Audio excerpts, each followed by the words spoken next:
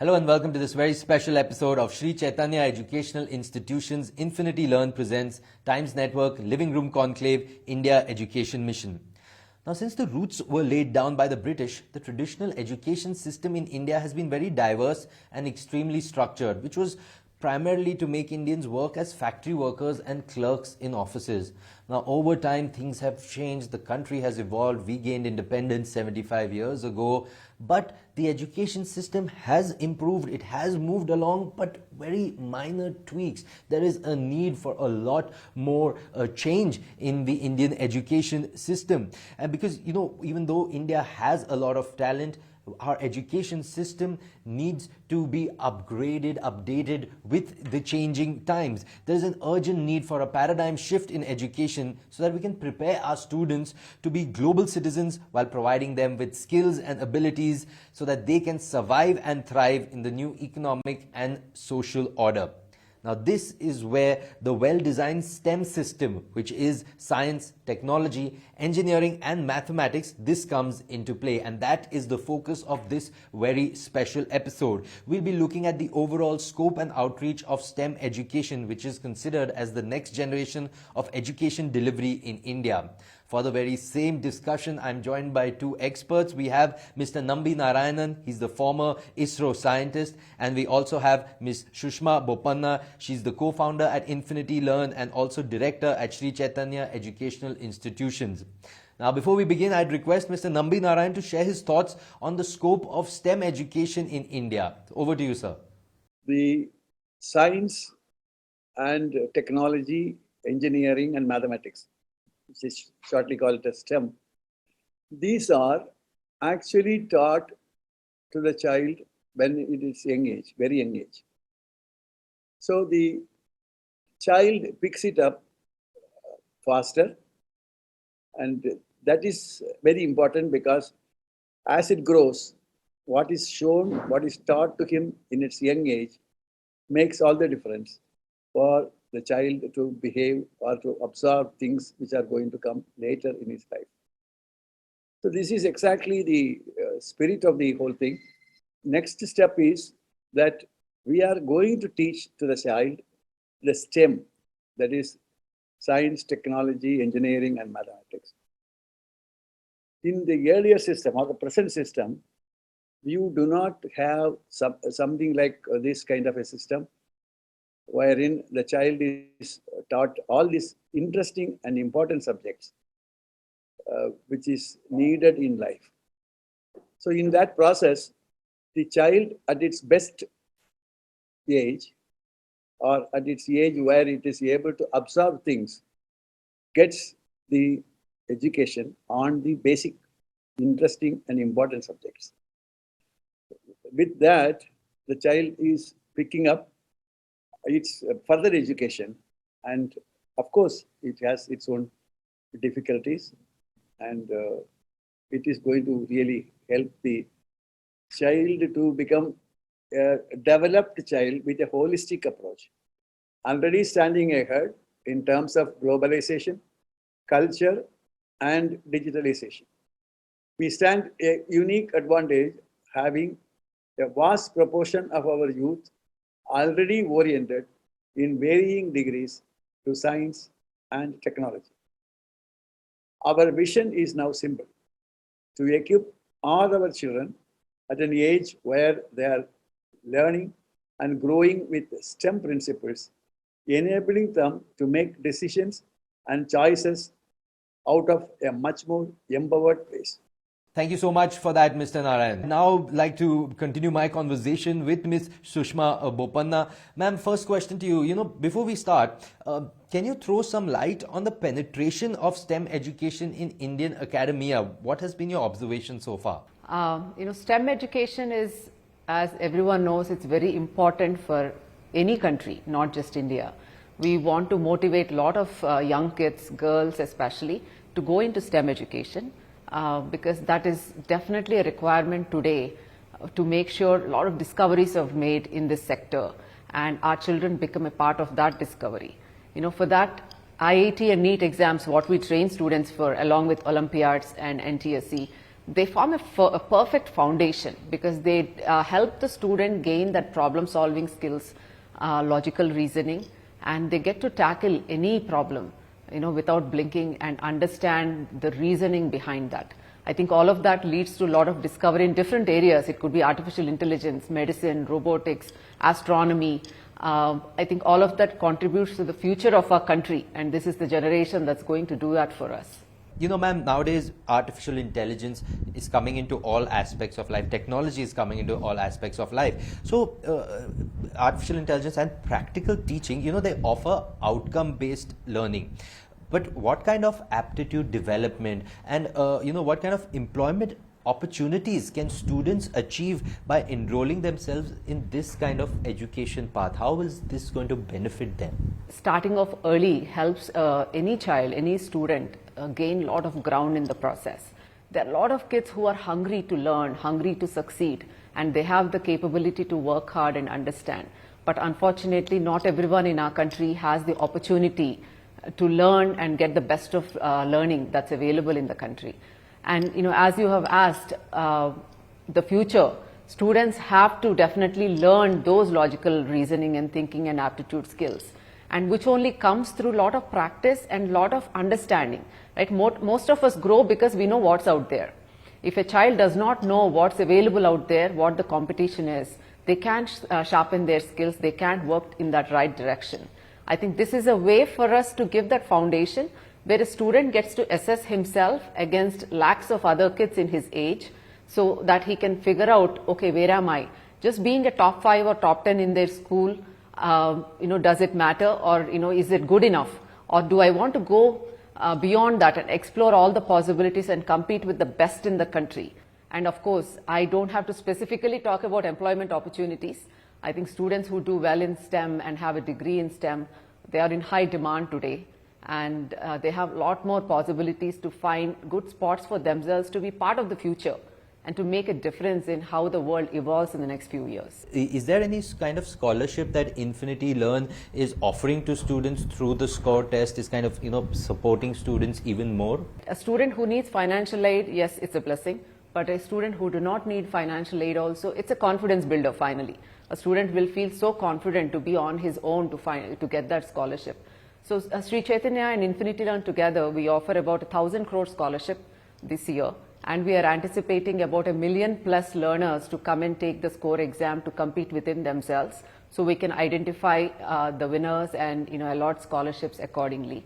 And we want to target about 10,000 plus schools this year, so that we cover a lot more students and be available for all those students, and to give that service to them in terms of inputs, learning, subject, master classes in different areas. The score test, which is quite innovative and very unique. What's the ideology behind the test? The ideology is simple.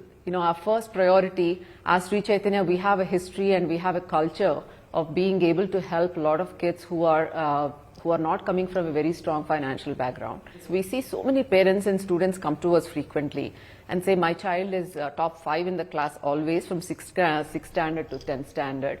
He's done extremely well, he's brilliant. Yes, the child is brilliant, but when he's thrown into a competition of students from 1,000 schools, how will he survive? I think that is the question, and that is how every student needs to learn to compete and do better than where they are at today. This gives them an opportunity to check how they do among 10,000 schools and among Sri Chaitanya students also in certain cases. So that way they can, they have that needed push. A bright child who is always getting first or second is quite chilled out and relaxed because they think they are doing very well. But when they face the competition, that's when they realize, okay, what are the areas I need to improve? And they try to fulfill their potential. So we want to create that competitive environment so a lot more children race ahead and use their brilliant brains and do much better in the future. I think SCORE with the STEM challenge provides that opportunity to every child to have that ability to identify and join us, so that way we can give the needed inputs along with their interest and caliber. I think this exam will provide that opportunity to every single child, not just financially in the form of scholarships, but also competitively, because the exam is mostly focused on logical reasoning and creative abilities, English, math and science, if you look at any grade. So this kind of helps them figure out where they are placed, and we only grow by experiences. And this will give the student an experience in the competitive arena so he can improve on his own and work on areas where he's falling behind. So the next time he takes another competitive exam, he's much more stronger. And finally, all these kids would like to go to NTSC or Olympiads, NEET, IIT, especially kids who are aiming for STEM. So this will prepare them, for that career ahead. Since you mentioned competition, one thing that has happened over years is because of technology and other reasons is the globe has in a way shrunk. So things have become, the world is really small, is a smaller place, so to say, yes. Which leads to students now having to compete on a global arena also, like global academic competitions like the first Lego League, the World Robot Olympiad. How does STEM education help them? What's the scope of STEM education on the global arena for Indian students? The global arena is definitely changing. If you remember 20 years ago, 15 years ago, Indian students are recommended highly for technology jobs or for math and science roles because we had a strong fundamental foundation for math and science. And the world has changed now. And today you look at American schools, British schools, they have a strong math and science background as well. Though it might not happen from an early age, but when you come to 8th, 9th, 10th, 11th, 12th, they are doing equally well with our children. So the competition has increased just like how it happened in our country. In the world also the competition has increased. And if you look at just the American budget on STEM education, they have announced at least 5 billion in the next several years. So every government is happy and willing to spend on STEM education to be able to reach out to so many more kids and motivate them towards that STEM education. In our country also, a lot of universities and the government is making an effort to do that. And apart from that, private organizations like us, we are definitely in support of that and working towards providing those opportunities for our children. Fantastic. That is a really important and commendable. Ma'am, let's talk a little bit about the strategy that Infinity Learn follows, specifically that you've been able to produce top rankers for the consistently for the past many years. What's the secret sauce? What's the strategy? The secret sauce is similar to what STEM education is. It's all logic, reasoning, scientific approach. In today's competition, either for the IITs or NEET, it would be impossible to achieve those consistent below 10 ranks just by doing, rigorous hard work. It comes with a lot of logic, problem solving, reasoning, just like a student does. Our team also does a lot of research. So we do all the homework for the student and we do the research to ensure we have a determined path for the child day after day. We have a daily plan, weekly plan, monthly plan, and we know what exact questions and what type of questions a student should be working on to make sure he maximizes the output for the time he's spending studying. Because apart from education, we want the child to grow in a very healthy environment with all-round development, with some sport and other activities as well. So the few hours he gives after classes to study should be very, very productive so that he can do well in these competitive exams. So we do a lot of research year on year. We take feedback from the students who have taken the test and then try to incorporate in our curriculum. And we have different types of curriculum suiting different kinds of students because some kids are brilliant and they can only work for a little bit time. Some kids might not be as brilliant, but they are open to working a lot more hours. So we design curriculum based on the type of the students and make sure every student has a chance to win and succeed at the end. On that note, it's time for a very short break. Don't go anywhere. The conversation continues after this short break. We'll be right back.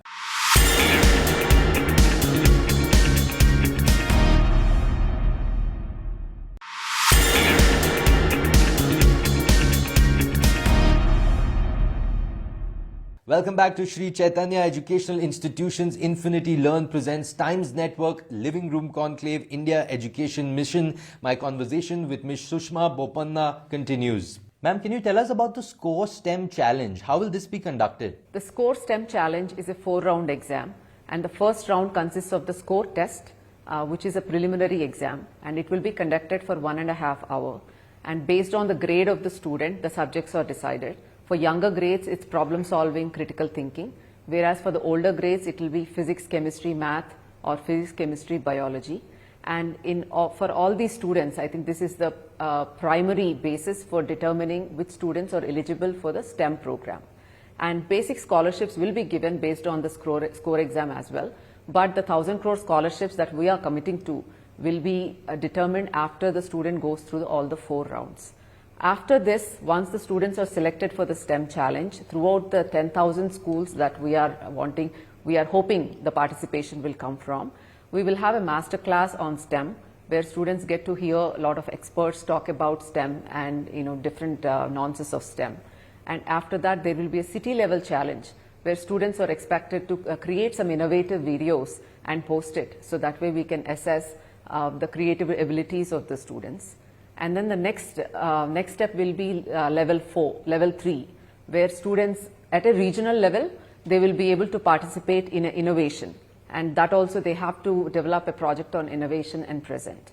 The final level will be at the end of January, where students are invited to a residential 2-day program, and where lots of quizzes and crosswords and a lot of things are done during that time, along with teaching, so that we assess the students' caliber, and then the final selection is made after the 4th round. This process is designed so that we try to understand the mindset of the student and the caliber of the student without just judging by one exam, which is the score marks. And throughout this process, students will have access, and we will be providing constant engagement with a lot of daily quizzes, a lot of crosswords related to STEM, that the students will gear up and prepare for the level 2, level 3 and level 4 as well. No, ma'am, that's a very important point that you said, because it's really important. Each child is different, each person is different, and especially just giving that extra attention to each child is definitely what is making a difference. Let's move a little on. I want to talk to you about some of the challenges that STEM education faces in India. So now we know that children develop an interest in STEM at an early age, about an average age of 8, I believe. But this is also, because technology, gizmos, this all fascinates them. But the leap from being a user to an innovator, that doesn't happen too much. I mean, great, they're using that technology, but are they being able to innovate, create stuff? It's a slow transition or even where it works. So is this link between engineering, technology and entrepreneurship, is it evidently missing in India? What are your thoughts on this? What are you seeing on the ground about this? What can be done? Any person without a passion, I don't believe they can excel in what they want to do. They have to have the interest and passion in that particular field of work they are doing, in particular area of work that they do. So that is what we should inculcate in our children. Young kids, though they like something, they explore a lot of things, they don't have the needed support system to grow in those areas and to develop that passion. Even if they have a passion in a certain area, it requires certain external abilities and external influence to make sure they continue doing so, and they keep challenged. They keep getting challenged in that particular area. I think that is what is missing in a lot of different sectors, or a lot of different states, cities, towns, if you look at. Because every parent doesn't have the financial capability to get that for their children. And even if they have the financial capability, every parent does not have the intelligence or the information to do the right things at the right age for the children. A step by step moving in the right direction is what's the most important thing. Ma'am, as the head of the organization, give us a little sneak peek into what your day at the office looks like, strategizing the curriculum for teaching and training students. How does your day generally pan out? I am more into academics for the past 16 years as being part of Sri Chaitanya as an academic director. I spend most of my time working on academics. Of course, there are other administrative responsibilities that come with it, managing finances, Infinity Learn, there are a lot of other things. But my core is academics, and I try to spend as much time as possible on academics, because that is the core of the organization. If we are an education organization, and if academics doesn't work, nothing else works. It doesn't matter however great you are at all the other things. So most of our days are spent either interacting with teachers, or interacting with students, or interacting with administrators.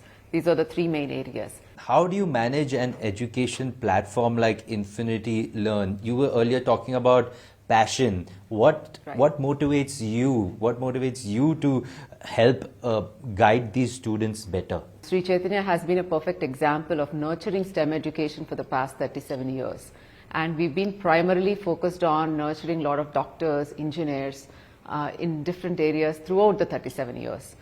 And especially the female child. Our starting 37 years ago, Sri Chaitanya was founded with 87 girls. And we've been proud to be able to assist students in Andhra, Telangana for the most part. But now we want to expand our wings and make sure that service is available for students throughout the country as well.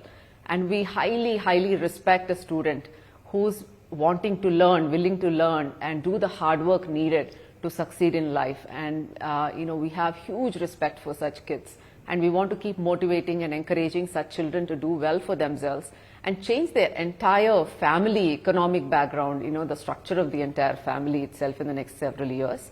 So that is the fundamental determination behind SCORE, is to be available to a lot more students in the country so we can identify and give them that support. And hence we've come up with this core exam, so to make sure we can reach out to lakhs of kids around the country. Well said, ma'am. Ma'am, last question. Now, the Atal Tinkering Labs by Niti Aayog, as well as the National Education Policy, they've both come up, they've both changed the game, they changed the whole playing field, or whatever you call the education sector. Just your thoughts on how this is helping students, and also how this has changed the space for private edtech players. The education sector is changing quite quickly. Students are getting adapted to new techniques. Students rushing back to brick and mortar might be a temporary phenomenon, but this will continue. I think brick and mortar will not go away, but edtech will definitely add value if done in a proper way, if done in a student-centric environment. I think, let me stress on that. Well, thank you, Ms. Boppana, for that enlightening take on STEM education. Indeed, the scope for this system in India is massive. After all, we have the world's largest young population with unmatched talent and potential, and we certainly need to exploit the opportunities presented by the current reality. But it's a Herculean task. And to achieve this Herculean task, India needs the combined support from government and also from education organizations to avail all the opportunities and benefits that STEM education can bring to our country.